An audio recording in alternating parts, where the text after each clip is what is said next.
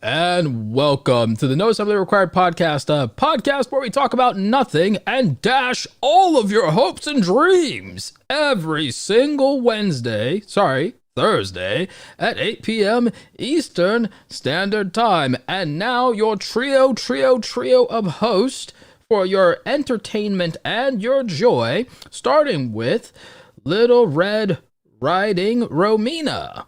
And your second host, Audrey, watch the market burn, Ember. And your dark lord of the interwebs, here to disillusion you and make you stop believing in fairy tales, Roberto Blake. Welcome to the No Assembly Required podcast, filmed in front of a live YouTube audience. Please like, subscribe, and review. What's up, homies? You forgot the date. You forgot the date already. It's Thursday. Yeah, it's my bad. We had that holiday deal where we ended up doing Wednesdays. Oh, that's true. That's true. All right, I'll give you that. But also, guys, this is our 50th What? episode. Woo! Oh, Five. we should do something special. 0. 5-0. I didn't even special know That's that. a lot. The special Oh, yeah. is that I'm wearing pajamas and I'm sitting in front of my computer and we're recording this. Nice. Oh, Roberta's got two angles. and Roberto's my Yeah, God. I've got new and improved, baby. Roberto's Oh my got God, multiple we need to angles. catch up. Mm-hmm. I am I've stepped up. far behind. Yeah, we're both on our 480p And- MacBook webcam. Yeah, and my quality in general should have improved and everything. I shouldn't be laggy or anything. I should be just like, Wow. All right. I'm not even using my mic. My You're just cord gonna that flex? connects my mic to Is my that what's computer happening? broke. You're just gonna come in here and flex. Roberto Flex, Roberto Flex, Roberto Smash. Hashtag Roberto flex. Yeah, Roberto Flex. Can't even Wait, hear that let's move Roberto there. Flex. Hold on. Oh, we can't play with that Roberto Flex. No. So tell us about this setup that you've got going on now. Describe it for the audio folk as well. Well, for the folks on audio, I have more than one camera angle now. I have two, count them two. So I've got a side angle here that shows a close-up of me and the mic and my headphones. So that looks dope. And it shows me kind of looking directly at Audrey, the way we set it up on the screen with the three of us. And that's camera angle number 2. Camera angle, well, now Romina, they switched it around. So then camera angle number 1 is a direct-to-camera with my my camera that sits right above my monitor so that I can, look at the camera and look at the chat. Eventually, the way I'm going to have it is I'm going to actually put a teleprompter on top of my lens that has a digital camera screen. So actually it won't be a real teleprompter as much as it will be a mirror that takes me talking directly to the screen, puts it into the camera lens, and boom, it'll always be me being able to see who I'm talking to and look them directly in the eye. So the evolution of my perfect streaming setup. I like it. What are the two cameras that you got? Are they both the same camera? Unfortunately, no. One is the Sony A7S III. The other is the Sony A60-600. And that's because to use the A7C, I need to get another adapter with an HDMI. Instead of using a full HDMI cable, I need a mini. So I'll get that, and I'll get a long one so I don't have to use extension cables. And the switching is made possible by the Atem Mini, the ATEM Mini, ATEM. So boom, and I have a fade effect in there as well. All in the hardware, no software required for any of that. So Oh, okay. Yeah, that was going to be my follow-up question. yeah, black magic. That's cool. Yeah, and then my lights, of course, are controlled by my Stream Deck. Right. Do you have any other plans? Like, what else are you going to add onto this setup, or are you pretty much almost complete? I'm adding, because I'm thinking of doing some top-down videos. I'm thinking of actually adding to the wall an arm and pole that I can adjustable, that I can put an overhead camera on whenever I want, which might end up being the Sony. But for the live streams, no. In general, but possibly even for the live stream, so that if I need to bring up a product, it's easier to do a top-down overview of a product if I need to say something. Right. That'd be cool. Yeah, that might be cool. Yeah, so that's an option. The other thing is, even Well, if I don't do especially it for too, live don't you streams, have recorded. sorry. Isn't Go your ahead. Isn't your desk a dry Stand. erase board? It's a dry erase board and a standing desk, so that also gives me options. Indeed, You could make Right. Yeah. You could draw. You could do a draw my life. Oh my that could be. You guys interesting. remember those? You guys Yeah, remember no, they're those still videos? they're still popular. No, I know they're still popular. Actually, I was working with a company that was translating them. Hmm. Like, the actual channels that do them, like they're companies that do the Draw My Lives, but they're not really Draw My Lives. They're just like animated videos. I don't know. Um, I debated whether or not to do With, one like a or big hand. I debated whether or not Yeah. to pay someone to do a Draw My Life for me hitting 500K, or if that's just something you do when you hit 1 million. I think you can do it whenever. Yeah, I mean, I've seen people do it, but then again, the people that I've seen do it before then were this was like OG people, where Exactly. like getting to 1 million was like unattainable. But now I think getting people to even 1 did million at is- 100,000 because back then 100,000 was considered 100,000 was 1 million. Yeah. Yeah. But the thing is, 100,000 YouTube subscribers today is still being in like the 0.1%. It really is. And but no one knows that, and no one understands it because all they do is watch big YouTubers with ever climbing numbers. And so they don't have a real perspective of what success would even look like. Success, you'd be in the 1% with 10,000 subscribers. Most people don't realize that.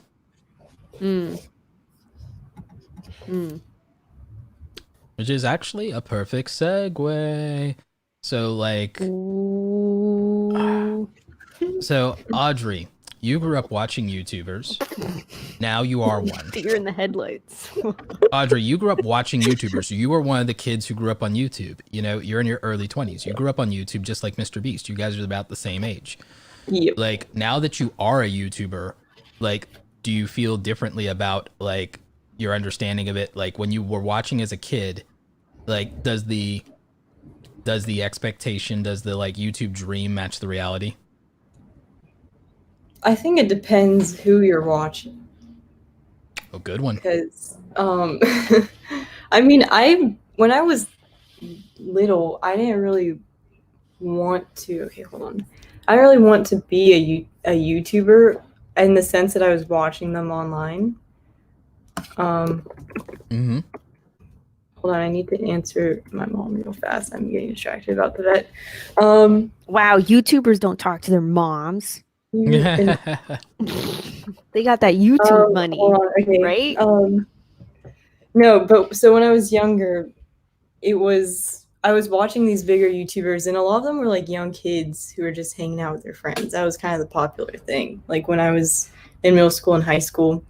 Like who were you watching? Connor Franta, O2L was like my thing. I was obsessed. I was obsessed with like a lot of British YouTubers like Joe Sugg. I have no idea who any of these people are. What? Oh my god. Well, it was basically like the equivalent of boy bands, but in YouTube. Okay. Yeah, I actually remember O2L because I found them once.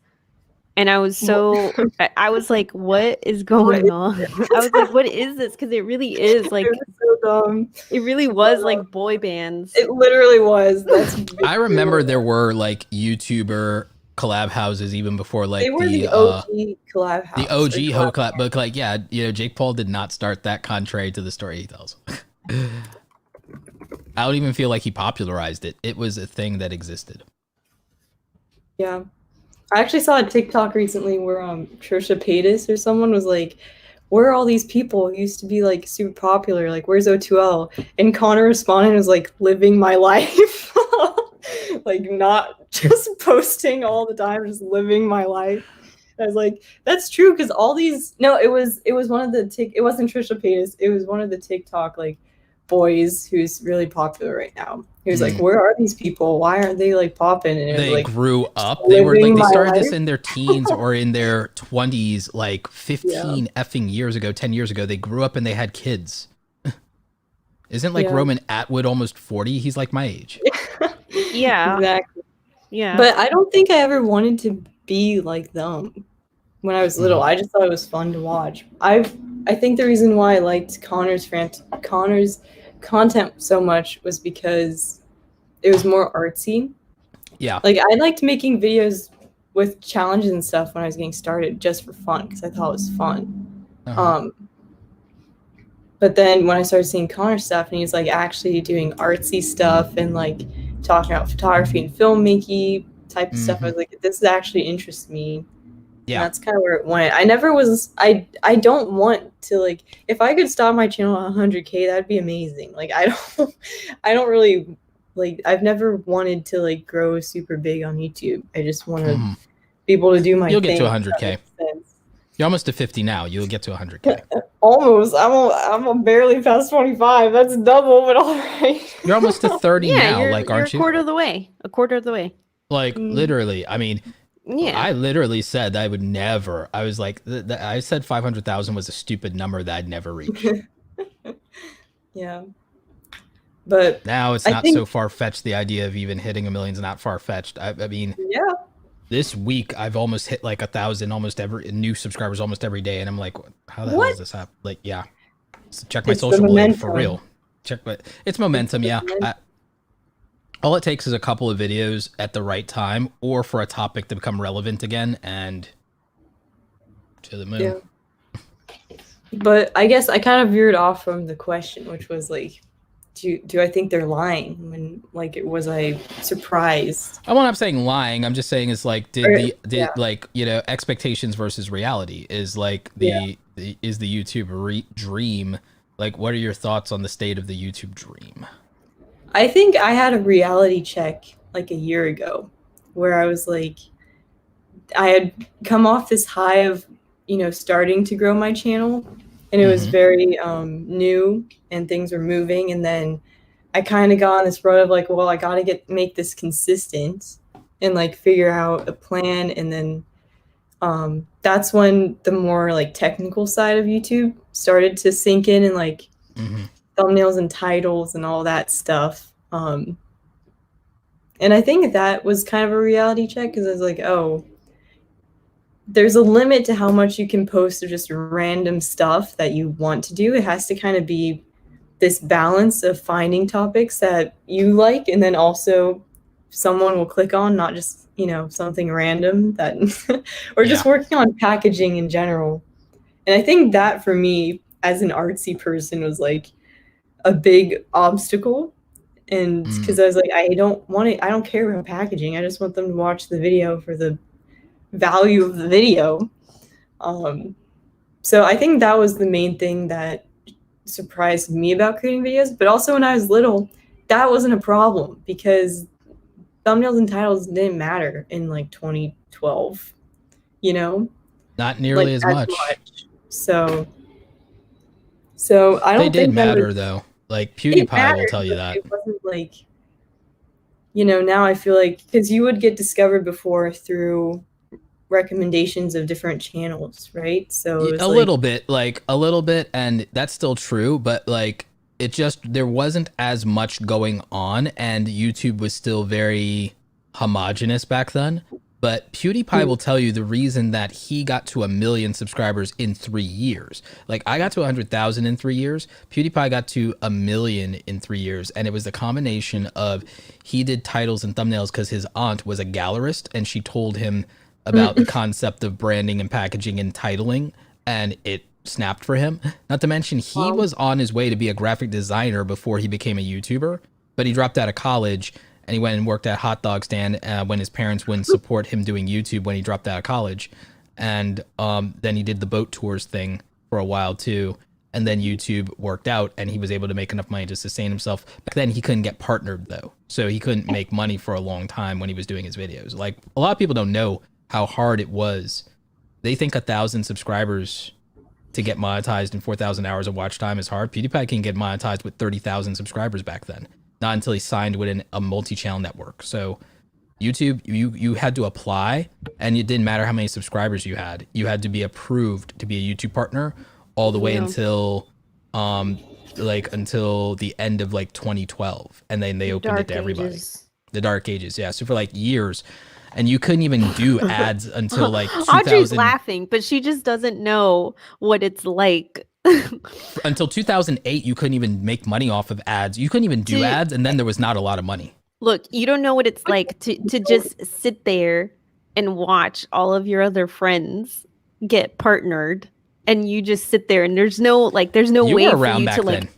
yeah, there's no way for you to apply. It's like there was no way for you to apply. And then I just kept seeing like all of my friends, like people that I was hanging out with, getting partnered, and like like they didn't even truly understand what it really meant, you know, because it was all new territory.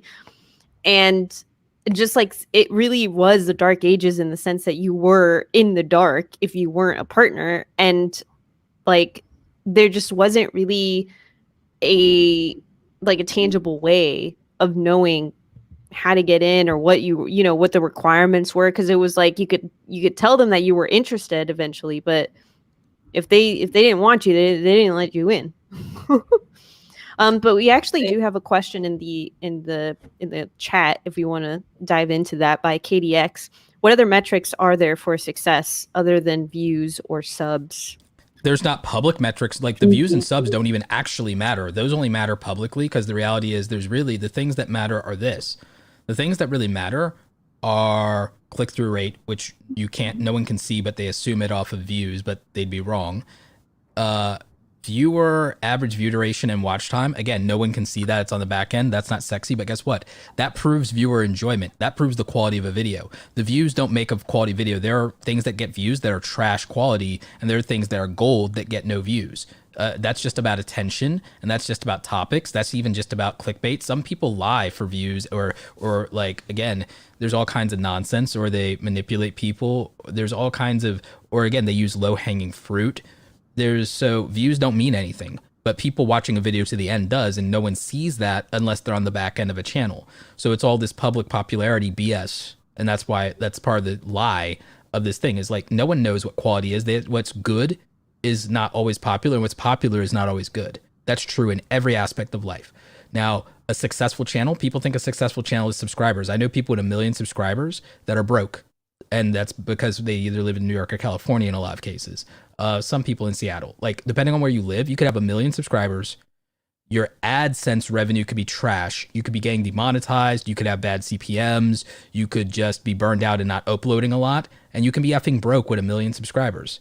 Life be like that sometimes. Also, some people's content costs so much money to make that they take a loss on it. Mr. Beast practically is like, not even practically, he's actually running his channel at a loss. And not everyone's Mr. Beast, but a lot of people like Boogie and stuff like that, sometimes they put a lot of money into making a video. Some people make music videos like Gabby, and like they get demonetized or something like that, or it doesn't do as well in the views, or even if it gets 1 million views. A lot of you don't realize 1 million views, you can make $500, you can make $1,000, you can make $1,500. But if you do a business video like me, or Graham Stephan, or Andre Geek, or Nate O'Brien, or something like that, the CPMs will be like $20 or $40 on a video like that. Whereas an entertaining viral video will have a CPM of like $1 or $2, and someone will make like $1 or 50 cents or 75 cents per 1,000 views of take home money. Whereas me and the Graham Stephans and Nate O'Briens and people like that will, for 1,000 views, will get like 10, 15, or even $20 on a video. If I get 1 million views, guys, like I think you guys have seen my numbers on this, and I've shown enough of it publicly. If I get 1 million views, I'll get between $8,000 and $12,000. If some of my homies who have showed me their stuff get 2 million views, they won't even make $1,000. Yeah, I think that's something that you can tell people 1,000 times, and until they actually experience it, they don't really believe you. Yeah, I mean, I show my analytics all the time. There's no and I tell people about it too, and I'm on the low end of the spectrum, so it's not like I should be proud of it or anything. You know, it's not like I'm flexing. Absolutely not, because it's like, I mean, the travel industry is just, there's just no way of like, it's, the average is just so broad, you know. And then the other problem is, even if you do sponsors, because people are like, what about sponsors? Not all sponsors value content equally, and sometimes you can't get sponsors, and sometimes there'll be a radical virus that ruins all your sponsor deals, and that'll happen. So right, yeah. And then on top of that, because it's travel, they're already covering for your expenses to take you somewhere. Yep. And you know, accommodations and all that stuff. So kind of adds onto it and takes away from what you get to put into your bank account. Yeah, You want me to Romina, pull you up can feel free to pop this up on screen. Yeah. All right. So like this is literally my YouTube dashboard, and this is Isn't there live. some part of the dashboard you're not allowed to show? Or is that not CPM rates for countries is the only thing that I could find, and like, but other than that, Yeah. like Google even as a sponsor had me make a video that they knew I was showing my AdSense account in. So again, don't believe the urban legend. But also, I think it's safe to say that you can kind of guess more or less CPMs for countries, because like you kind of just think like, where are advertisers going to put their money? Yeah, exactly. But And the you other fill in the thing- blank, and you already know which ones Yeah. are the highest ones. Yeah, and I don't even remember the reason why that one's a thing. But then here's the other thing. The other thing is literally they in a video update that they said, hey, do you want to help us spread awareness about the new RPMs and CPMs thing in the dashboard? It's like, yeah, of course they don't care if we show it at this point. They want us to inform people. Like, so like it's again, don't believe the urban legend, oh, you can't show it. There was a point where that may have been true way long ago, but like it hasn't been true in years. Like there's a lot of things people believe about YouTube that aren't true anymore, but like here you go. Here's like the last 28 days, so you can see that I'm not lying and it's live and I'm not full of and like if I did, and wow, this is nice. like, yeah, 400 for the audio only audience, 400,000 views, $5,389.71. And if I do 90 days, which will put me over 1 million views, 90 days is 1.2 million views and $13,545.12. With CPM rates being average of the 90 days of $21. RPM, meaning what I actually make per 1,000 views, is about $11.52. If I go 28 days, it's like about that. And even if you take out the fact that like I had a really good day on a super chats or whatever, it still would put me over $4,000 on 400,000 views. So you get a sense of like, that's how my channel works, but that's only because I'm in the business niche. Yeah. That's only because okay. But all right.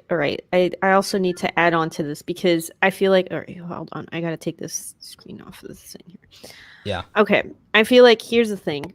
Roberto's being a little modest with not the dollar amount, but the work that he actually puts into it, because even though he's got, his plans and all this stuff, and he puts in a lot of work, and I think that that's something that isn't considered, because we're throwing around these numbers here and it's like, oh, whoa, all I gotta do is make a video and I can make 5K in a month. Oh, no.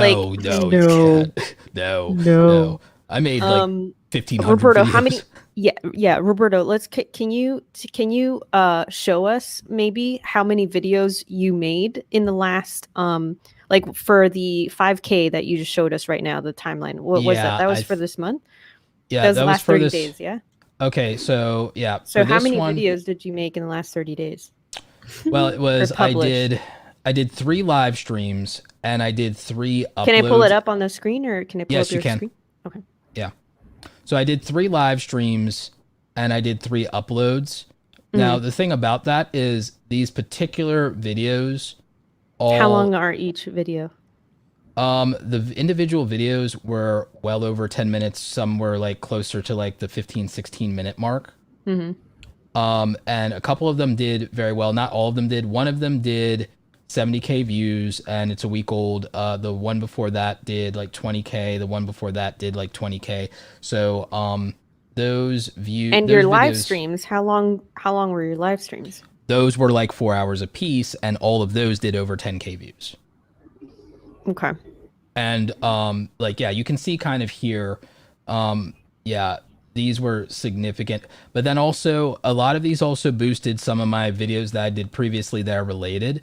And that helps. And my inventory, like the volume of just how many videos I have is what does it for me. It's the fact that in 8 years, I've made like 1,500 videos.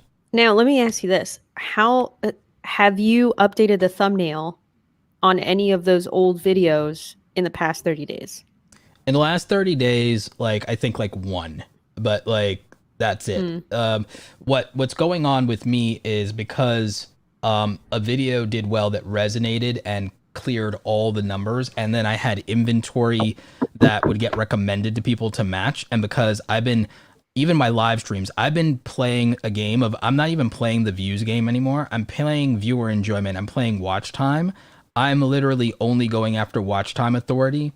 And that is killing it for me. And then also word of mouth has gone up on me because of things like Clubhouse and Twitter. Word of mouth on me has gone up with certain audiences. So I know I'm getting some new outside awareness and search and traffic. But also I have videos right now that, because it's like the beginning of the year and people want to build businesses, they want to do side hustles, they want to do YouTube, my stuff is hitting them either through recommended, homepage, or search, or word of mouth at this point.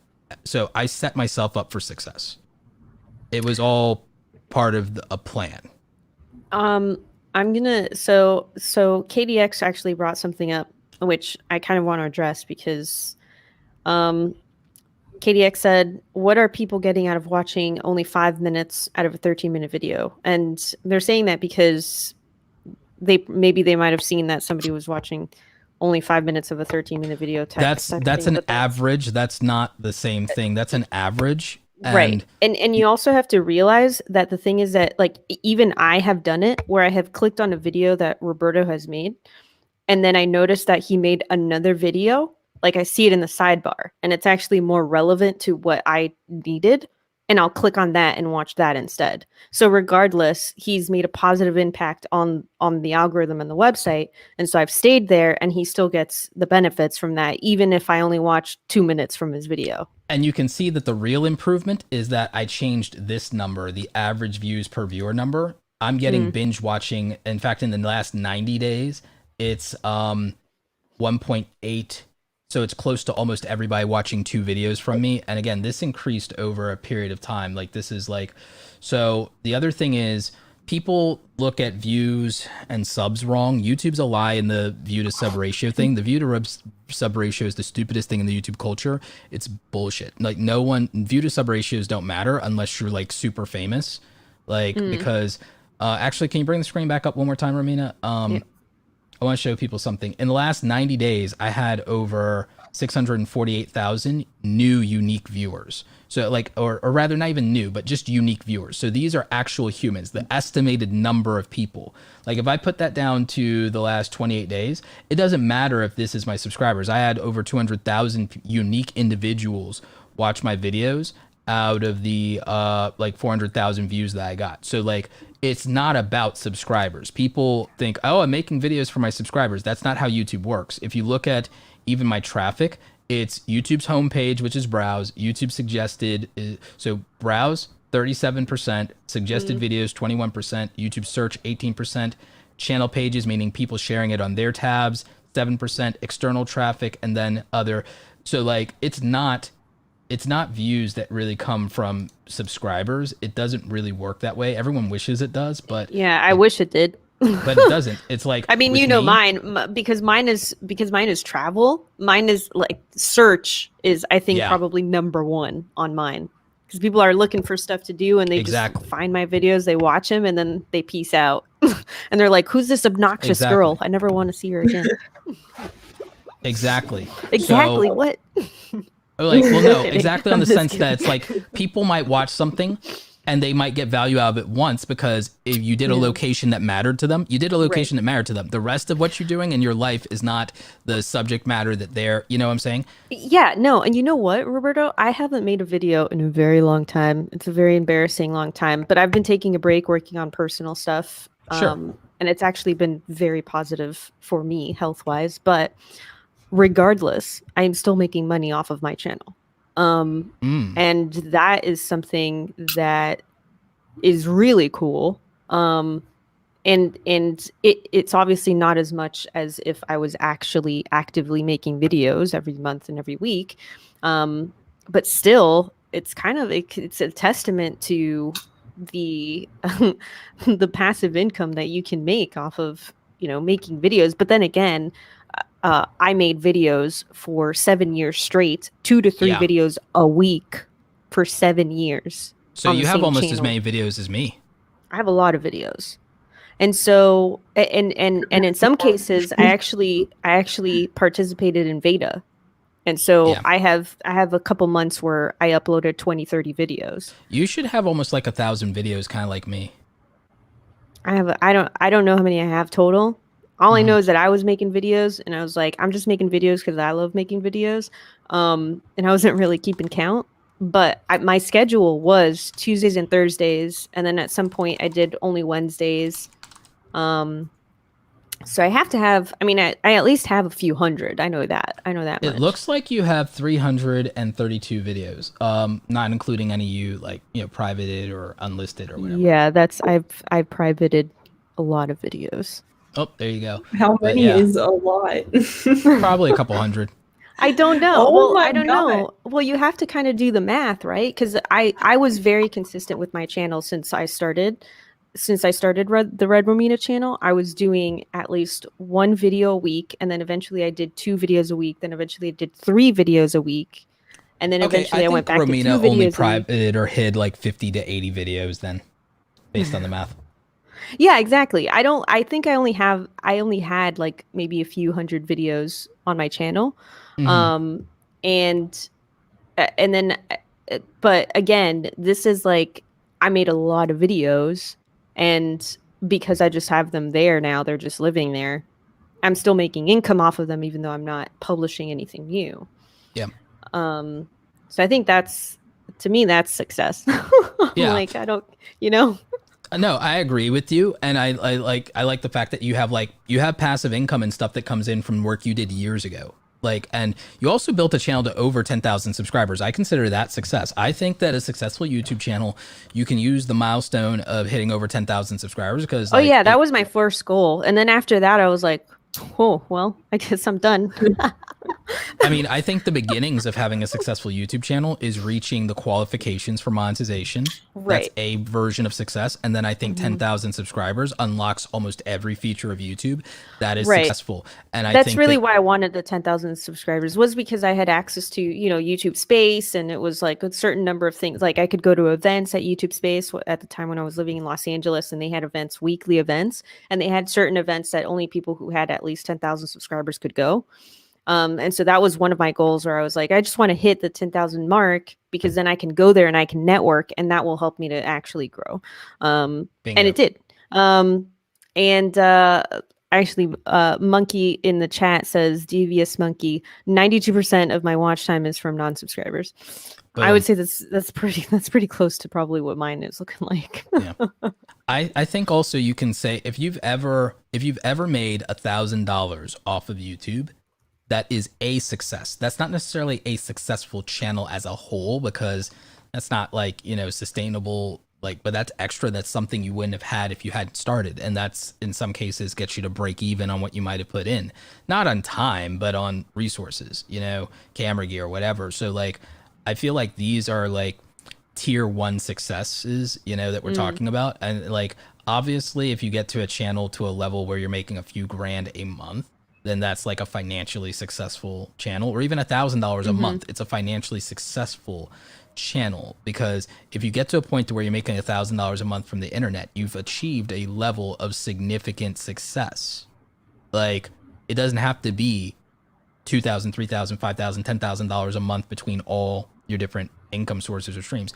Even like $5,000 on a month might feel really impressive to people, especially for January, since YouTube numbers are down in January. But that's not my biggest YouTube income source. Affiliate marketing is more, brand deals is more, but right. And then also you reinvest a lot of that into my business, back into it, and into my channel, like the camera gear, the live stream setup, that arm that you're gonna get. The arm, the overhead, like and the teleprompter hack for looking directly to the camera, like that's gonna, that whole the upgrades to this desk are gonna be like $600 more in upgrades to this desk is gonna be like a transformer. It's just gonna start going like it is a sit and stand desk after all, so it already is like. But can it play music, Roberto? It technically can. It technically can. I'm asking the important. Wow. Whoa! It does. Wow. Oh my god. Wow. was Is that incredible. all it does? The little sparklies, or can you do That other? was- No, I can do other things, but I need to program them to be something that would fit for the stream versus my All right. podcast. I expect You should something. have one where you just yell NARP. Oh yeah, we need one. We need one. Oh Press yeah, it I could over. set up a soundboard. I Yeah. could set up a soundboard for NARP. Yeah, you gotta just be like, narp. Bob. Yeah, I'll probably like mimic the soundboard of like H3's podcast. All right, since we're kind of talking about like success and dream setups and all this stuff, and you're kind of already reaching this level of self-actualization with your with your live stream setup over here, let's talk about Audrey for a second. Audrey, Let's. What is this segue? What Audrey, the- tell Can I us go with about my cat? Audrey. Tell us about your dreams. Tell us about your dream setup. My dream setup? Well, right now I need to find a mic find not a mic, but find a way to get less road noise on my mic when I film. Audrey's like, I What just mic are you want a using? webcam that shoots in 1080. Like, What mic are you using, Audrey? I mean, I'm still using the micro. And I have the pro too, but I use the micro more often. You don't use But- the dead cat though. Yeah, I do. Oh. But Interesting. for the road noise, because I live next to a pretty busy road, so whenever I film, that's all. When I'm editing, that's all I'm hearing. Is your audio camera. input set to auto or is it manual? probably auto? No, so you need to manually set in Oh, the that's a good idea. yeah. I can probably do that with. I guess no, it doesn't matter. You can literally Alright, do I'll it do that. tonight and it'll be done. I will do that. That's a Yeah. good idea. did you hear Roberto? He said, "Do it tonight." And Do you're it done. now. Do it. I have Do it now. I could do it now. Do it. The excuses. Are you gonna go get it? Are you gonna show us Dr. Puss? Yes. Hold on, I'll be right back. Is that his actual name? No. It is for me. I've named it that. I have named it that. It's a better name anyway than whatever she chose. I used The to have a cat cat is- named The Tiger. cat is like 3% mine now. I used to have a cat named Tiger. If I ever get, I have Rio and Tugboat now, but if I ever get cats, Wesley and Buttercup. Yeah, probably better than Tiger. Tiger's a little basic, to be honest. Well, my sister named Tiger back You went then. a little basic. He My is sister so named inventive. Tiger, so like, Guys, can I Aw. put it on? Yeah, there we go. oh, that's adorable. His name is Rusty. Rusty, oh my God, that's adorable. Rusty, look. He hasn't really been out here that much, so he's probably Oh gonna my want God, to run around. I want one, but Wait. I can't because the dogs will eat them. Is it He's at Rusty Ember? Yes. It doesn't have an Follow him on underscore. Instagram, rusty.ember. Oh, it's my Rust. God. It's Dot dot, is right? the- Okay. Yes. He's very cute. He was sleeping, but now he's definitely not. Very adventurous. So he's probably gonna jump in about 2 seconds. Yes. Did I get that right? Yeah, you did. Stay. Mm. I'm treating him like a dog. I'm like, stay, but he doesn't actually listen. What? Yeah, cats don't listen. You don't get a Of course cat. not. You don't get a cat for please. that. No, Oh. you do not. No. Yeah, but he's a little contagious, so I'm not touching his face right now. Yeah, you gotta pay the cat Don't tax. watch my movies. I literally am. Hello. So tell us a little bit about Rusty. Should I say the story behind why I got him? Yeah, tell He's us the getting- story. Tell us what his interests are, his favorite foods, etc. Well, okay, so my family rescued a kitten when I was like 10. And Oh, we're going way back. I'm gonna go keep it brief. There's a Get some popcorn. Back in the day. we had 2 dogs Audrey's at the time. version. We had 2 dogs at the time. We rescued a kitten that had been abandoned, like off the street. Mm. Long story short, the dog attacked the kitten when we weren't watching, out of nowhere, and it ended up dying. And I was right there when it happened. It was very traumatic. Hey, you're not allowed to escape. No. And ever since then, I wanted a cat. Like when we got down, I was so excited, and then it got killed. No. Hold on. Okay, I'm gonna go for the back. All right. Well, we've lost Audrey forever. Is she just putting it? Is it just in the bathroom? Yes, he's in quarantine, dude. He's contagious. Wow. Anyway, so dog kills the cat. Very traumatic. As a kid, very traumatic experience. I was right there. Anyway, very sad. Then every year since then, I've been asking for a cat. But we still have dogs, and the dog who did the deed is still alive somehow. Like 10 years later, he's still going. So when I was living at home, I couldn't get a cat. And then when I moved out in college, couldn't get a cat because you're just not allowed. So this is the first time I finally can. And yeah, so there's a big lead up to this moment. Yeah. I've been waiting so long. So yeah. All right. So how old is the cat? He's almost 4 months. So baby. Yeah. What is he eating? What did you get him? Did you get him any toys? Yeah. I mean, What's I got him some toys. He's got his like wet food right now. He's still transitioning from the shelter food. So what's the shelter food? Well, it's like if you switch their type of food, you're supposed to like transition them. So I'm gonna have to go get new food. So you have to get the brand and the stuff that they had at the shelter and then move them gradually over to the... Okay, I see. I went to the vet today. I am a mom now. Wow. I was ready for this commitment, but I had a moment today where I was like, damn, this is stressful. Like going to the vet, you're like waiting, like this is stress. Like what? I told you so. I mean, it's so worth it though. He's so... I didn't even meet him before I picked him up because of COVID. So it was kind of like a fingers crossed, like, but he's super, super sweet. So got really lucky. I still think that Dr. Puss is a better name. No. Of course you do.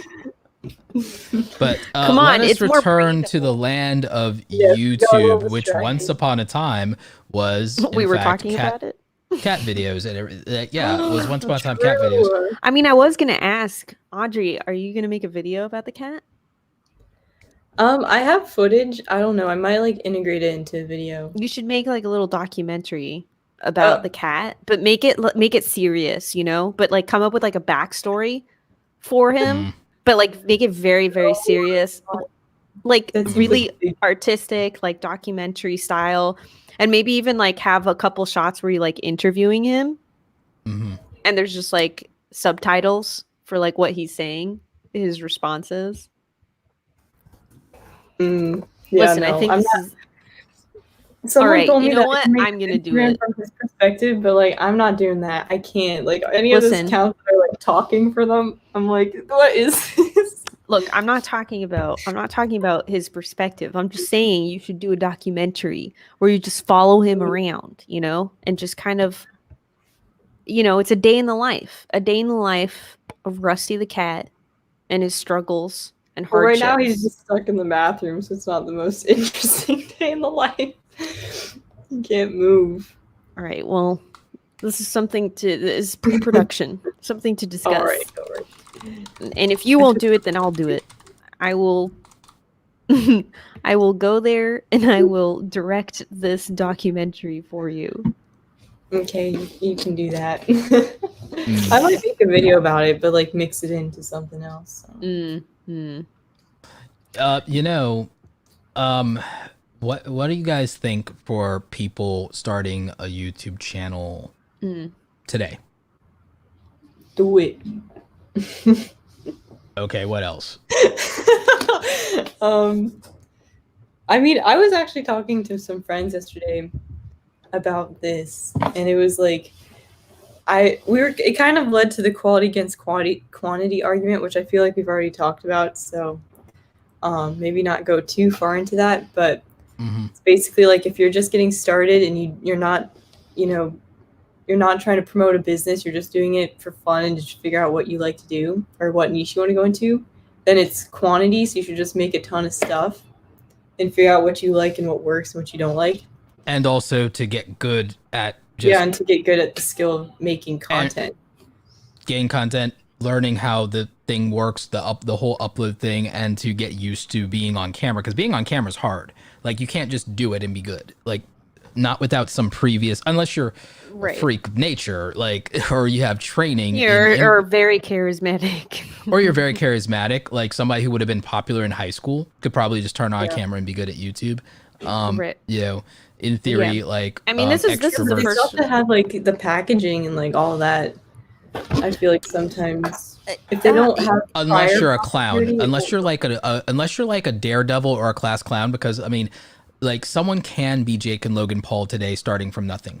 Because if you're an extroverted person who's also an athlete and you're reckless and you're like young and you're like conventionally even reasonably attractive, you can just probably do that. And you have a lot of young people doing that and they'll get some attention, because what they'll do is they can do something that other people may not be able to do just off of physical athletic ability that'll get them attention, or they'll take some stupid, dumb, crazy risk that'll make people curious because they can do that because of athletic ability and being a daredevil and having guts. Have I talked to you guys about what's his name? Eric? Yeah, a little bit. I've been following him. But yeah, what do you want to talk about with Eric? No, because when you said like young person doing crazy things, that's like immediately where my mind went to, because that was like the whole point or purpose of his channel was to just, you know, really capitalize on the insane title, thumbnail, follow through formula, and then that's why he grew. So yeah, but you can't just do that if you're not if you're not a daredevil, you're not extroverted, and you're not like, again, moderately attractive by conventional standards, and athletic. That formula probably doesn't work. The variation of it would be like what Mr. Beast did, where he did things that are crazy, but anyone could do them, but no one's going to torture themselves to do that. Like read the dictionary in one setting. And people will click on it because no one will actually do. Oh my God, is he faking? Is this green screened, or is this a loop? Like no one would do like, and they go, oh holy crap! And then he broke the algorithm because he could just farm absurd levels of watch time by doing that and get recommended. Yeah. Because for anyone who doesn't know, the way you get recommended is watch time. And partly, how do I know that? Well, I know that partly because of how my new music channel works. I know, like by making a music channel, YouTube has revealed to me all of its secrets. Wait, so do you think that like live streams watch time helps a lot then? It's somewhat different. It's whether you can get it off of the replays and if you can get a good enough click-through rate off of the replays, which is why my new live streams have been working so well. Oh. Yeah. Is it performing how you thought it would? Like is everything performing better than I thought it would? It's performing better than I thought it would. And the thing is, the traffic's not even coming from primarily my own audience on the main channel like people would think it would. And right now, this is just a 24-hour live stream that I have going on. If you like click into the actual channel, what? Oh man! I thought I could play the whole thing at one Wii. Yeah, no, you. But if you click into the channel though itself, yeah. And then if you wanted to share that, like people will see what I'm talking about because this channel has like 500 subscribers. So like scroll down and click into the channel, Romina. Mm-hmm. I mean, 500 is still pretty good for something you just started. It's been 2 weeks. It's been like 2 weeks. Dang.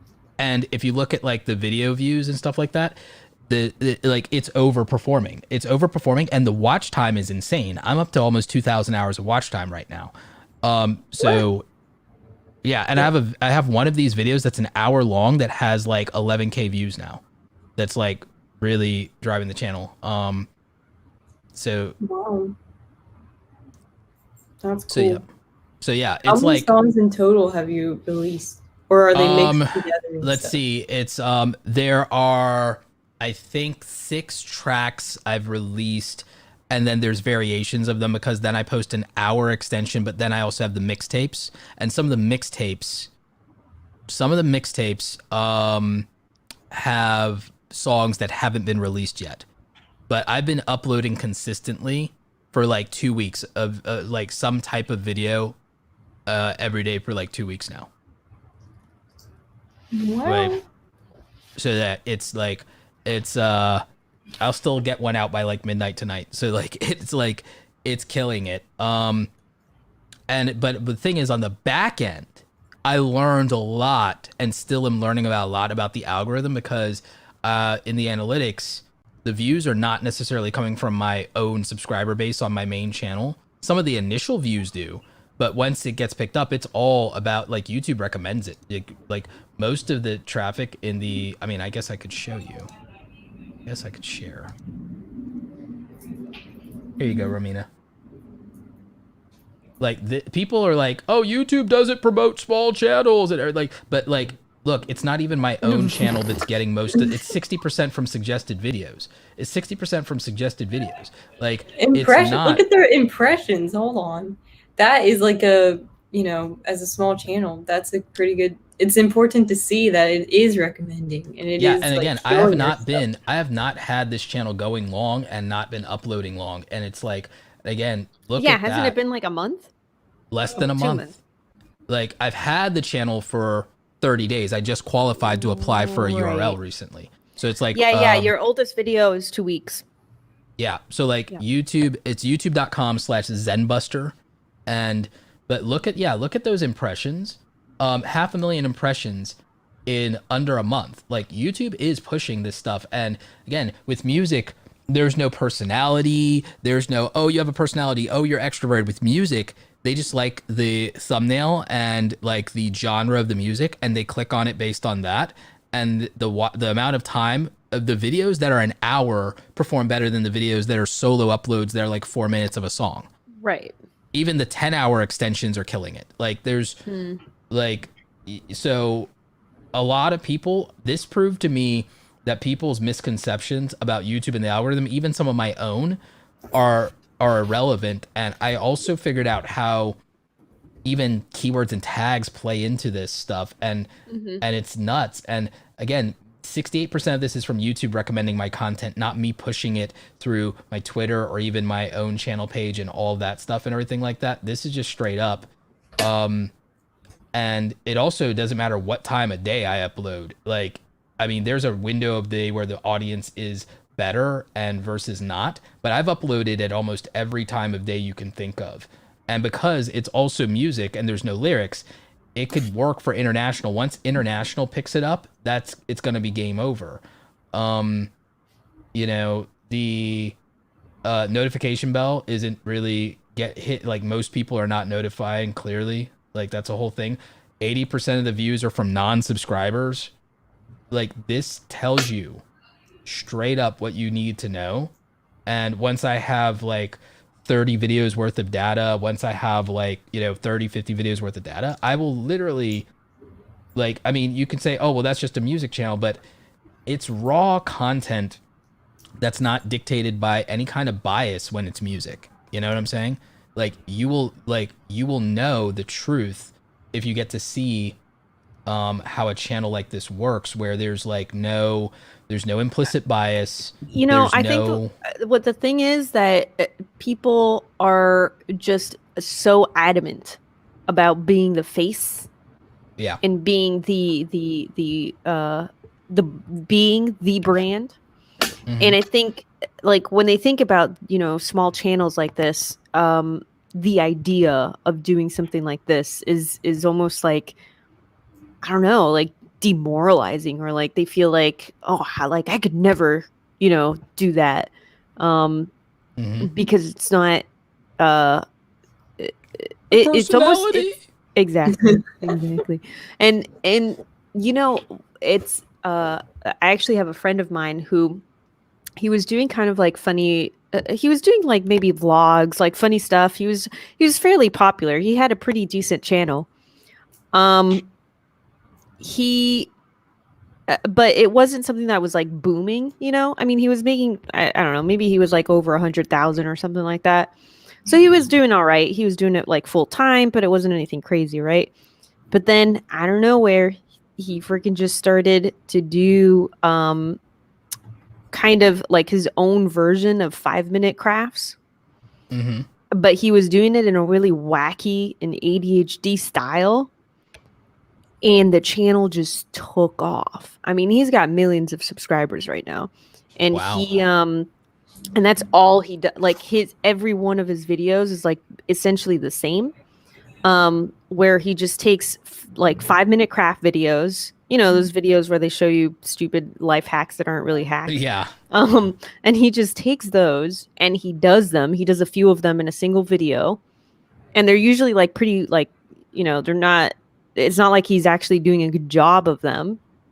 He's just following like the instructions and he just does it and then he posts it and then he gets, you know, hundreds of thousands of views and he's making a full-time income from it. But again, this is something that like he made the switch to something that was very kind of, it's not really tied to him as a person, you know, Mm-hmm. and he's doing well. And now because of that, he can have his other channel where he does daily vlogging. So I think that's the thing is realizing that you can make these kind of niche channels that can perform fairly quickly if you do them well, and if you're consistent with the consistency. The consistency is key. Has led to the growth, because again, I don't think most of the people subscribed or watching are people who came from my channel and my brand and my like, I think a good portion, maybe 100 of those people, 200 even, but I think like a lot of it's pure organic now, and when it grows it will be more organic than it will be me. Like people won't even know it's me. And the live stream, the 24-hour live stream that I set up has 28k impressions right now. So like YouTube is surfacing this thing. YouTube is surfacing this 24-hour live stream. And again, sometimes people watch it. Sometimes there's 2 people watching it. Sometimes there's 8 people watching it. It's not big yet. But I also started it literally just at the beginning of this week. I started it on like Tuesday or something. Like since Tuesday, and it's now Thursday, I have 28k impressions, 52% of all the watches on it. And I don't know how many real watches are on it, because like live streams are weird when you run them forever because it's concurrent, but there's 480 unique people who have seen my 24-hour live stream in the last 2 days. So like that's really good. Like that's like, so again, a 24-hour live stream is weird. There's no real way while it's running live to understand what's happening. Right. But I can see things like suggested videos. I know, like, you know, there's I get a sense of like, okay, for having nothing, like this is working well. And the thing is, the music's original. If I had done popular music covers, then it would be through the roof, to the moon right now. It'd go to the moon right now. But this is original music, copyright free. And this isn't just to plug my channel, by the way, although that does like benefit, but like, it's to teach a lesson. It's to teach that I'm doing a new YouTube channel in January of 2021 that I had to make from scratch. I'm coming at it seriously, and YouTube is rewarding it. And Roberto, I have a question. Yeah. Shoot. What's gonna be the new channel you're gonna do in January of 2022? Probably some kind of Reddit channel, to be honest with you. I'm gonna like figure out how to take advantage of Reddit, and I'm gonna probably pick a subreddit in the financial niche, so that when it gets monetized, that it just farms $40 CPMs, and it will literally, the content will take care of itself, and it'll be a once a week video. I had a friend. He's still alive. I have a friend who had a channel, and he used to do like kind of stunt work type of stuff, like action, just, you know, whatever, the kind of cool stuff, martial arts.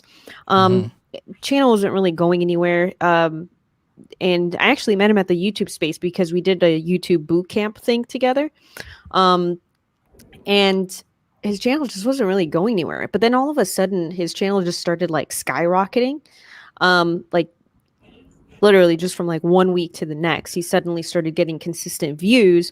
And I was like, yo, what's up? Like, what's the secret sauce? And he was like, oh, I'm actually going on to Reddit. I found a subreddit of like people who like to do stunt performances and martial arts.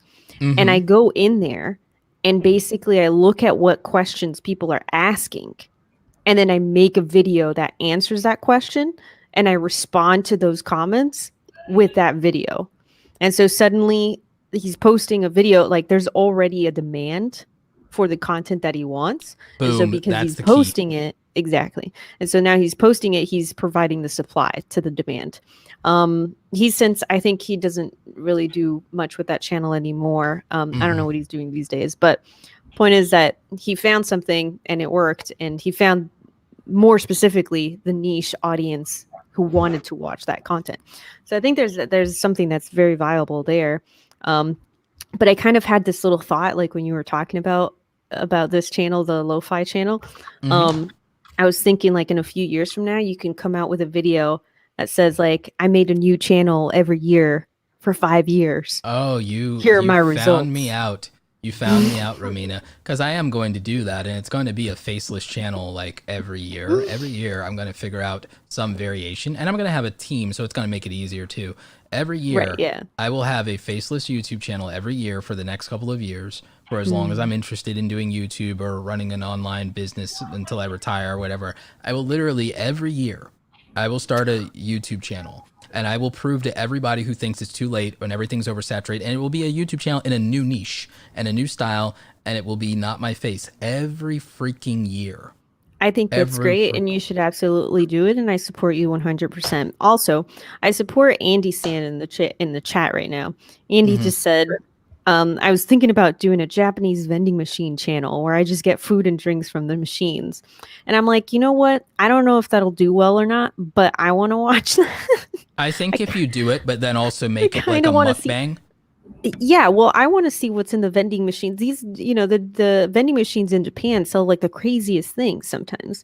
I think if he does, great. Yeah, I think if he does vending machine haul videos, because that would be the dope thing. If like weird vending machine haul videos, and with it being these Japanese, I think that will do it.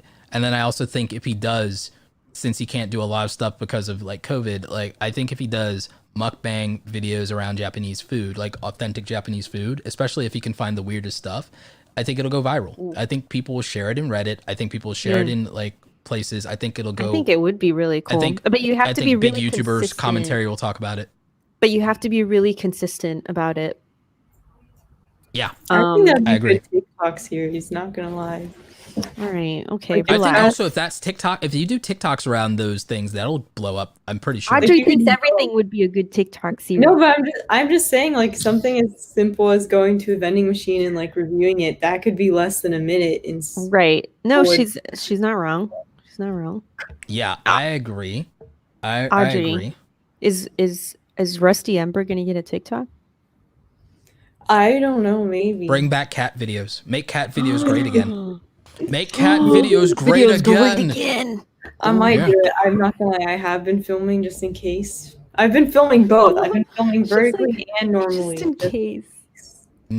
I mean, I've always said that if when I ever get some kind of animal ever, I will take so many photos and videos of it in its most cutest and youngest state.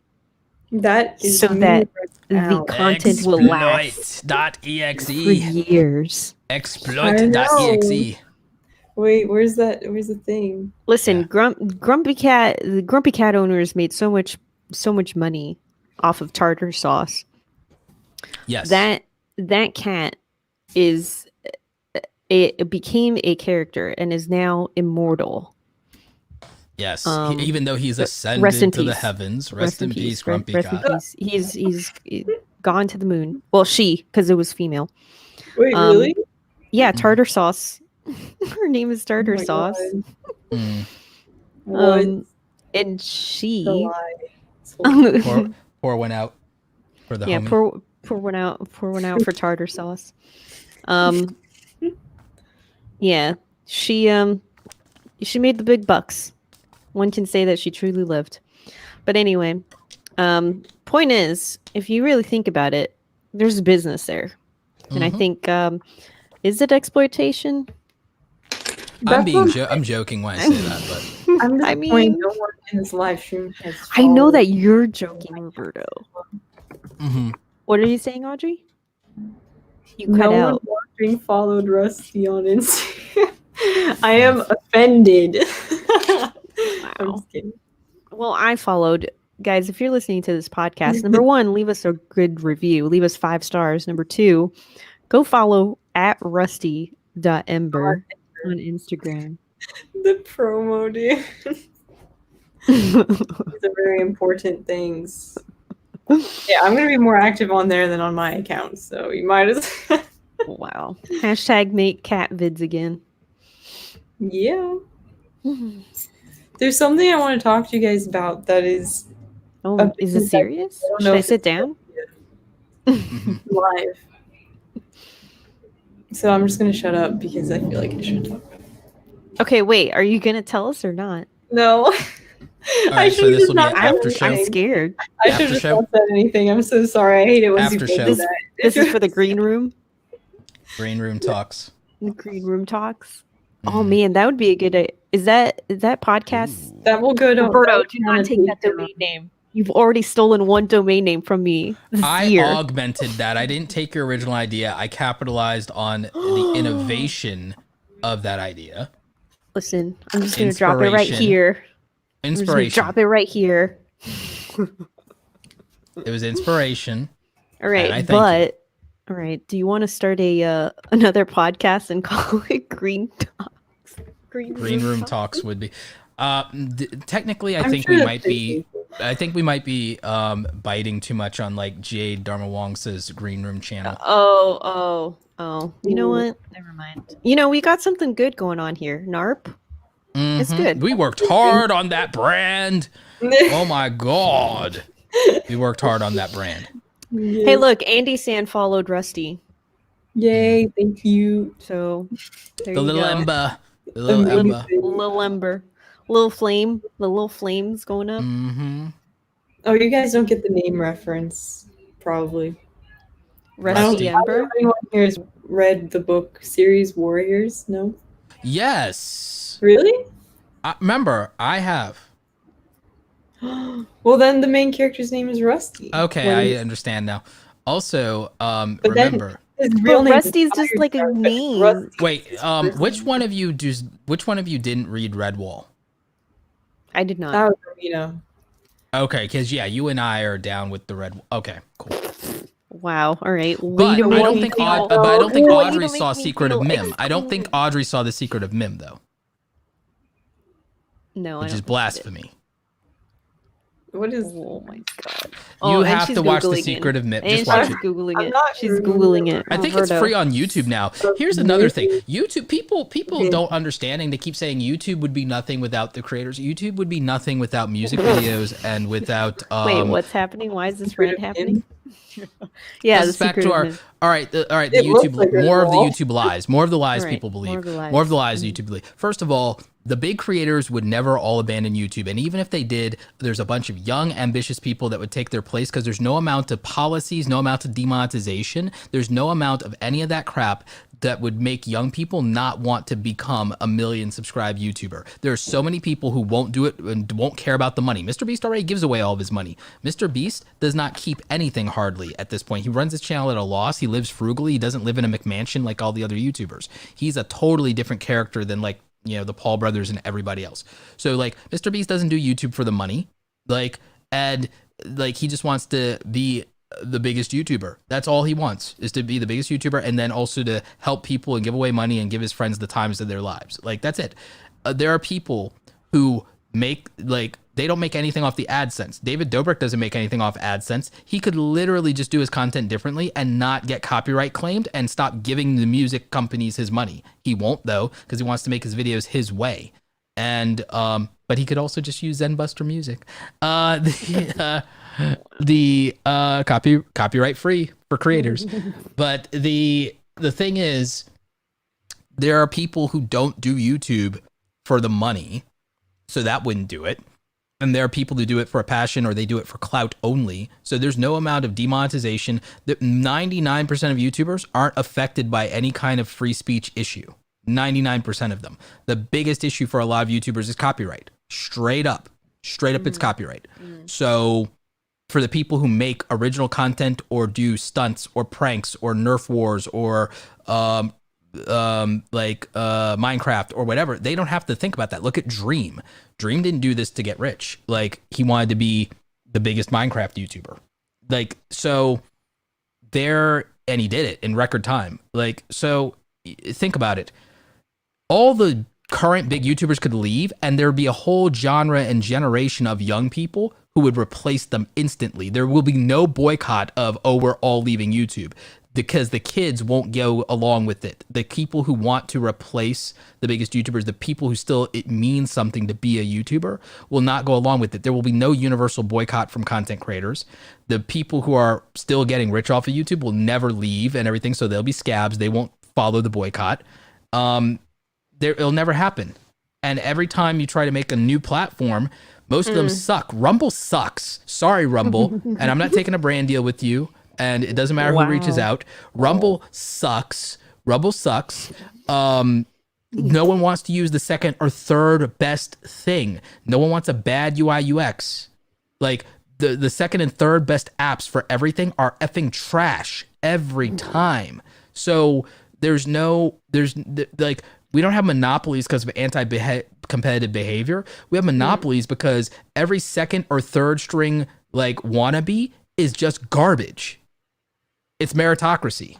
No one wants to use that crap. Every time we go to something halfway decent, the people who run it are so idealistic, they can never raise the money to keep it open and keep it alive, and they always get shut down. They always go broke. I want to bring it back to The Secret of Nim. So you were talking about that it was free on YouTube. I think it is. My dad, he watches stuff for free on YouTube all of the time. All the free movies? Yeah, all the free movies with the ads. Like, he watches them all of the time.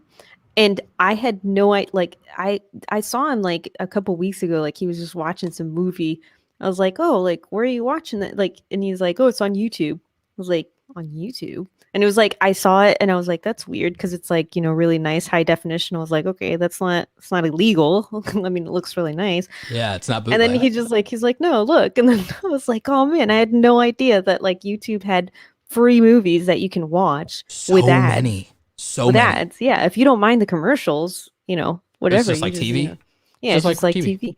And they have a lot of movies. Very, very cool.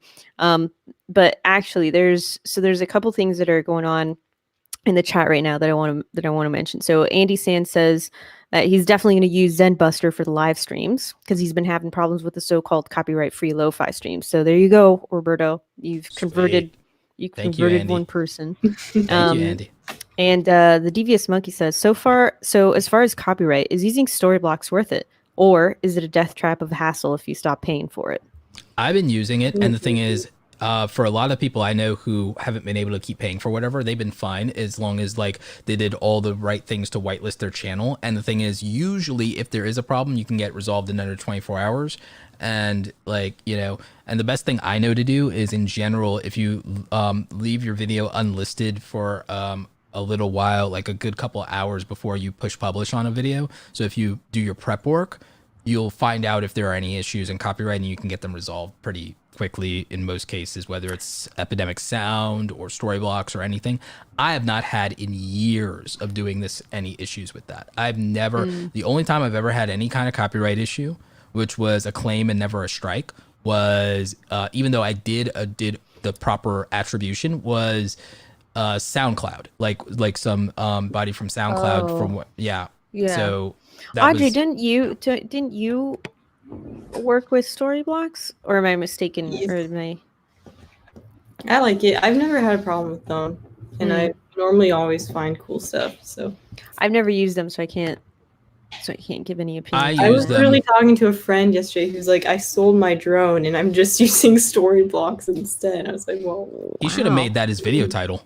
Yeah, that's that's a big deal. There's actually a couple of people in the chat who are talking about VTubers. Yeah. Do you guys know about that? I know a lot about it. All right, yeah. Do you guys want to? PewDiePie is a VTuber now. He's doing that as a meme. It's not permanent. I'm kidding. Do you guys want I to dive dig it. into that a little bit? My favorite VTuber is Nuxtaku because I'm an anime nerd. I'm a weeb, so like I'm totally into Nuxtaku and I like that stuff. But I've been watching VTubers for years. There've been a lot of them and everything like that. I also watch Otaku Daikon. I like watch a lot of these VTubers. I've been for years because I'm in the anime community. I have a for you, it's plan. been more. You're gonna be a VTuber too on a different channel. That could, in theory, be one of the channels that I start and that I own, that I like farm out. Like I may not be the VTuber, but I'll own a VTuber channel because again, my expansion strategy is I'm going to do a low level Daryl Eves thing, and I'm probably going to expand into 10 verticals in YouTube and get silver play buttons in all of them. I'm going to expand into 10 unique verticals in YouTube that have content that can be replicated in a simple fashion, either that makes sense that like and is legitimate, and I'm going to use this to collect data too for my other projects and for my other businesses, but I'm also going to make a good amount of ad money by having 10 channels. But like the plan would be something like picking something like anime that I actually like and I'm passionate about, and I might partner with someone because I might actually do some of the voice work, because you guys know I can do voice acting and I like doing voiceover work. So the thing is, I could, with no one knowing it's me, going to the genre of anime where I am an expert and passionate about, have a VTuber whole set made for me because I have like the resources to do it big from day one, to make it literally, all right, make this competitive with someone with 1 million subscribers, make this the level of that. I can throw the resources. I can launch a VTuber channel with $5,000 behind it, influx of cash, to do perfect art, animation, design, custom everything, and grow it from zero with no influencer marketing and no shout outs, off of pure knowing the YouTube backend. And there is a plan to do that. I just have to, I haven't decided what the next venture is, because I think the Reddit thing is easier to do as a no face channel. I think that doing a very interesting, very cool, like using almost all story blocks, B-roll or some other form of B-roll or something. I think that I've been inspired by James Johnny to like do like some kind of like voiceover narrative editorial content around personal finance, but I think doing a read and personal finance commentary off of Reddit threads could be like, if someone had started a YouTube channel completely around the Wall Street Bets subreddit right now, they'd be making a fortune. So I think there's opportunities like that to still do. I want to even do a YouTube channel that is about mythology, where somebody, whether it's me or I hire, because I could just hire somebody, I could help write the scripts, I could staff on my team, I can, because my answer to a lot of this is literally just to hire a staff to generate amazing content in different verticals. Eventually I want to capitalize education. I even want to hire actual former teachers and professors to teach their subject matter on YouTube and make content and make evergreen content and make a living textbook and make a living textbook. And I can democratize education instantly because I will just fund it. But I need to make money off of my other like channels first. I need to make money off of my other channels so I have a income source to literally just poach. I'm basically going to do crash course, but I'm going to poach people from academia so people can't go, oh, this is just a YouTuber and everything. No, I'm going to get people with accreditations and I'm going to help them retire early. I'm going to buy them out from the colleges, give them equity in intellectual property, and then I'm going to convince an entire generation of people who are teachers and who might get education and degrees to basically leave academia and come to the internet. And I will just legitimize online education by just poaching people from academia, giving them royalties and a percentage in equity stakes, taking them into entrepreneurship, and I will just democratize it because we can subsidize it for free. Do you guys see a rise, like a legitimate rise in VTubers? Because here's right now it's very popular. So you guys know Michaela, right? The Instagram, she's like a model She's not. Is But she she's not. like the one with the freckles and the short hair? Yeah, with the buns, with the space buns. Yeah. Yeah. So, but she's been around for a few years now, and nobody really quite knows who or what she is, or if she's one She's on person or TikTok multiple too people. now. I've seen her a couple times. She's there. on I was like, TikTok what now? the hell? Okay, so see, that's what I'm saying. Like, is she on She YouTube? Like, talks she's and gonna stuff. start making vlogs now? I don't know. There's I don't this know. whole there's this whole account on TikTok that literally, I guess it was like an animator or someone who basically made an entire storyline. And it was, but instead of it just being like you're watching, it was interactive. So the character would always, he was like trying to escape a facility, and he would ask the viewers, like, if you can figure out this code, like, let me know in the comments, and then I'll like try and like get or like figure it out for the next one or whatever. And it was very interactive, and a lot of people were like getting very like invested, and it was a really cool experiment. I haven't really seen something like that before, but it wasn't necessarily they weren't trying to be a personality. It was obviously a fake storyline, but it was still cool. Like, I think that still kind of counts as a VTuber personality because they were interacting with the audience, I guess. I don't know. There's a way to do live video capture puppeteering, and like a lot of the cool stuff around it is like, if you guys have ever heard of Adobe Character Animate, and yeah, there's like an Adobe Animate itself, which was the thing that replaced Flash that nobody talks about. Like there's a lot of cool ways, because like with Adobe Character Animate, if you have a puppet made, you literally can just it'll just mocap in real time. And so there's all these cool things you can do. And I'm super into the idea and the concept. I do see a legitimate rise in VTubers though, because there are a lot of people who don't want to show their face, and they're not all gamers and stuff like that, like Dream or whatever, but there are people who want to make content. And so I feel like there will be more people like Nuxtaku and Project Melody and Otaku Daikon and things like that. And not just in the anime community, because again, I could see doing something like this and having a character. I could even have professors or somebody that might want to have privacy. And the thing is, we can eliminate a lot, because again, infographics show is animated, even though it's not doing VTuber stuff, it's animated. And I think that the animated history or education stuff takes a lot of the bias out of it for people, because they aren't projecting or they aren't associating what somebody like looks like, or age, gender, race, any of that. Like, they're not projecting and they're not disqualifying, because animated in their head, it superimposes like whatever they want into that. You know what I'm saying? So I think that people relate to animated, because people are like, oh, but I want them to relate to me and connect with people. People connect with fictional and animated characters all the time. Yeah, so, I mean, as long as it's got a face. I mean, there's cartoons that are animals. They're little, they're literally animals. Yeah, and nobody seems to have problems connecting with Pokemons. So. Any dude from the 80s and 90s that's gonna pretend that he did not have a crush on Gadget Hack and Wrench from Rescue Rangers is lying. All right. Well, before we stray off too far into the deep end of that, you did bring up Adobe, and Andy San has a question about Adobe. And he says, speaking of accreditation, what are your thoughts on the Adobe CERT program? Would it be worth it as a freelance video editor? I think it would depend on what kind of job you're trying to get. As a freelance video editor, I would say it's unnecessary. Agreed. I think that if you have a portfolio and you have a resume, like if you can show various works of yours that you've done and you've created them using Adobe products, then there's your certificate. I feel like you don't. Yeah. Body of work and references who vouches for you beats everything. Even a college degree.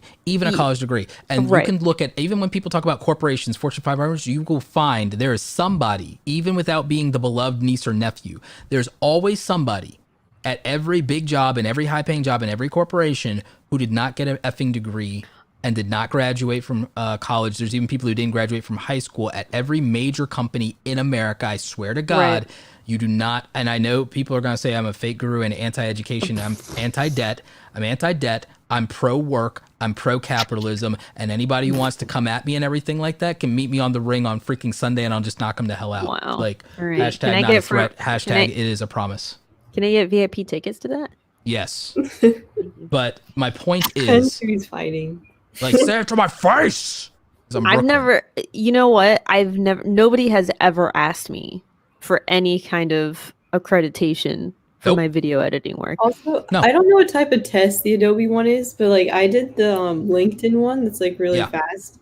Oh, Just yeah. out of curiosity, and I failed it because all the questions were like, "What is the name of the tab?" The on Adobe, the window, and I'm like, I don't know. I just Adobe and Google ones are legit tests, and they're good. The Adobe and those ones are Yeah, good. the LinkedIn one is more so that it just shows up on your resume, like Yeah. on LinkedIn, which has I its was own so values. dumb because I don't know what like the name of that one button that does this is. Like, Right. No, I know exactly what you're talking about because I've done the similar tests on LinkedIn, and they are good for some things. Like if you're going to be applying to jobs and stuff via LinkedIn, then I Yeah. would take the time to do it just because, I mean, and not because it means anything, but if you can like figure out how to pass the test, then you can just do it.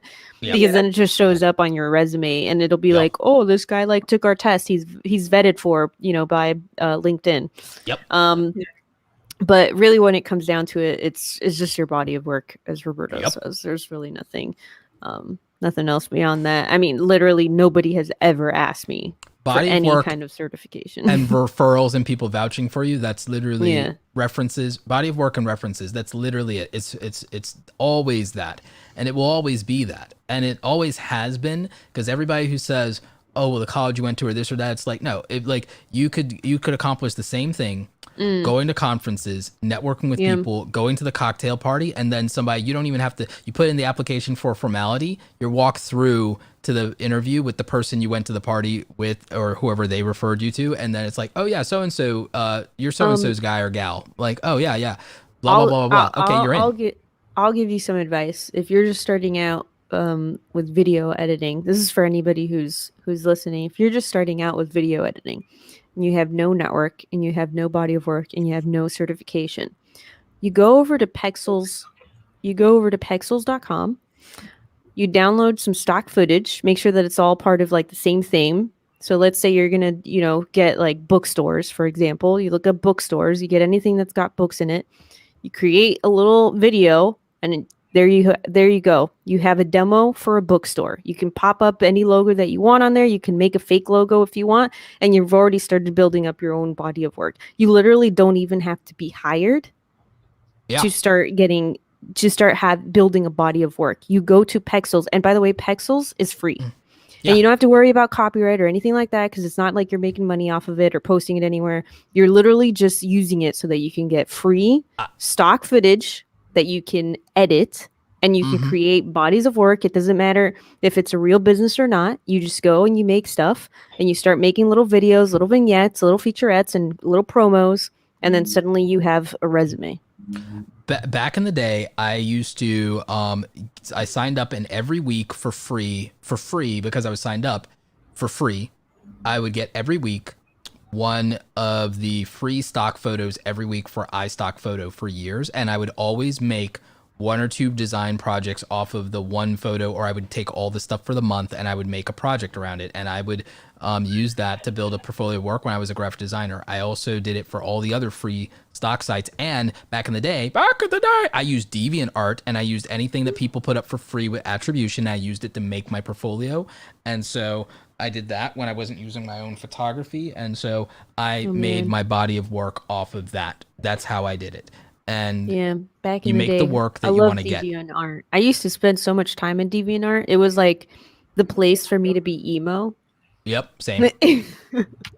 Same. It was great. And now it's a great place also to find artists, even if you don't like find them on Fiverr. It is. It's so wild that it's still around, and it's that still people one of the are oldest still there, and they're before still social making media. Because it's before social media. It's been like 25 years, and it's before social media. It's like I mean, legit. I used to post my poetry on there. I used to post my photography. I used to post my artwork, like drawing. Yep, same. And there were no algorithms or anything, so it all Nope. went up on the same username. Like people would be like, "What the heck is this?" Yep. Yeah. Yup. Oh my god. Yeah. I used to post warrior cat drawings on there. Oh, sweet. Well, now you can post pictures of your cat. Oh my god, I just found my friend's old profile. This is insane. Oh man, Diaz says Romina was emo. Oh my. Yes. I think that anybody who writes poetry is immediately emo. It doesn't matter what kind of poetry you're doing. I think if you're some kind of creative, there's some emo to you. Well, definitely for all of us. Look at my co-hosts right now. They all look so emo.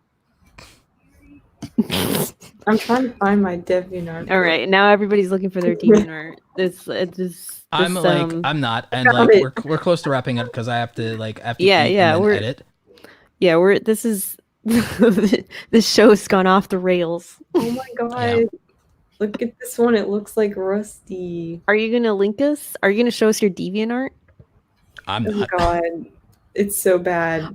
I'm not. Well, I don't have any. I would definitely show it, but I just don't have anything because years ago I actually privated or deleted, like, removed everything. So there's nothing on the profile now.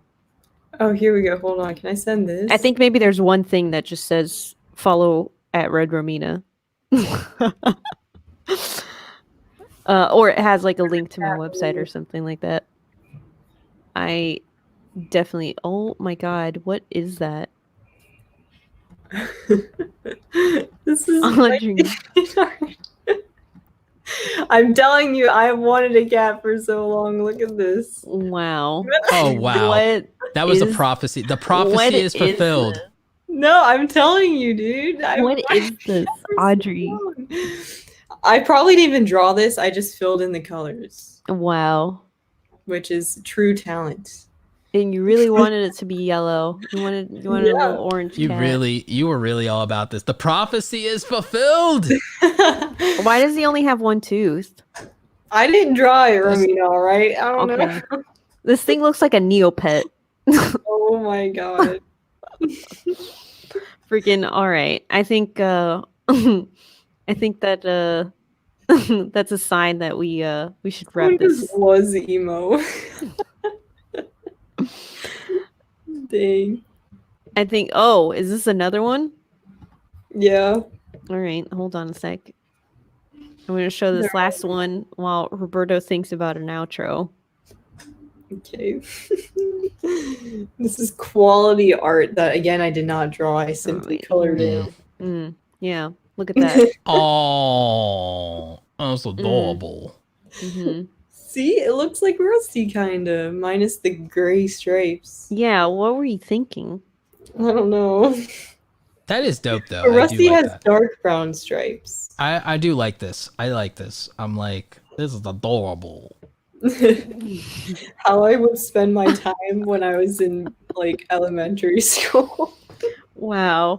Can you Drawing imagine cats. if you had spent more time creating YouTube videos instead of drawing? My god! Actually, I'm instead of very happy. I was coloring drawing in? instead of making. Actually, I was making videos. I just never posted them. Thank the gods. Thank the gods. Don't need that online.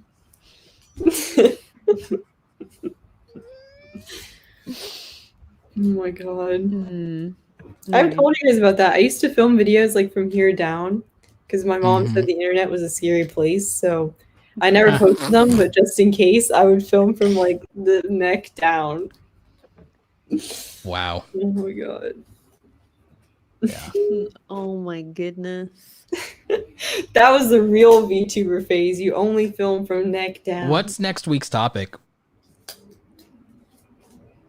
Are we gonna talk about soul because that's of like finding your purpose or something, or what are we gonna do? I mean, down. we could. We already kind of talked about it last Okay. time. When we were I talking mean, we about can figure out aliens, something. but- We'll figure out something in chat because we might just bring it into that, but like, Yeah, but we can. Yeah, we can totally talk about. How about just finding your purpose? I mean, we could. Yeah. I mean, we could. I mean, but we may not because we've like done that before. But like, we'll figure it out. We'll figure it out. Check it out, guys. That's me. Ooh. There's nothing here because I deleted it. Ah, Oh, yeah. I'm a zombie slaying robot. Well, wow, nothing's changed. yeah, same old Romina. Guys, this is so. Yeah, but you guys, Wow. you ready to call it? Oh yeah. Yeah, I gotta go check Call on- it like them stonks. All right, let's do this. Thank you for listening to the No Something Required podcast, a podcast where we talk about nothing and we crush the YouTube dream. Despite being YouTubers ourselves, please like, subscribe, and review. And remember, nothing in this podcast is a threat, but let's go. No audience members were harmed in the filming of this podcast. This has been your trio of hosts, starting with good old Romina, Audrey, Cat Lady Ember, and of course, your one and only Dark Lord of the Internet here to flex on you so hard, Roberto Blake. Thank you for listening. We'll see you next Thursday, 8 p.m. Eastern Standard Time-ish. Nop.